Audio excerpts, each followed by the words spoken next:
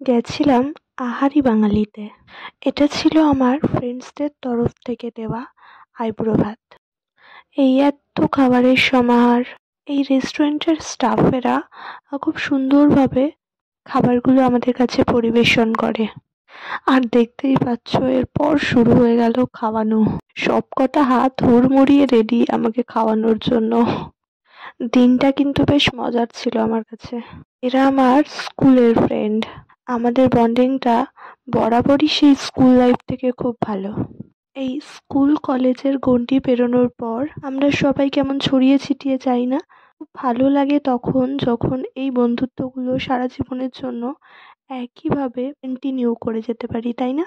এবার চলে আসি খাবারগুলোর রিভিউ দিতে। আমরা চিকেন আর মাটন থালি দুটো মিক্স করে অর্ডার করেছিলাম। আর এই দুটো থালির খাবারই কিন্তু খুব ভালো ছিল। এখানে খাবারের প্রাইসগুলো মিডিয়াম একটা রেট রাখা হয়েছে। আর এই রেটের মধ্যে খাবারগুলো কিন্তু বেশ কোয়ালিটিযুক্ত। এখানে এলে তোমরা মাটনটা অবশ্যই ট্রাই করো, খুব ভালো খেতে। লোকেশনটা তোমাদেরকে বলে দিই, এটা বাগুইআটিতে, বাগুইআটির মেন রোডের উপরেই এই আরে বাঙালি রেস্টুরেন্টটা। হ্যাঁ, তো এটাই ছিল আমার সেকেন্ড আইবুড়ো ভাত।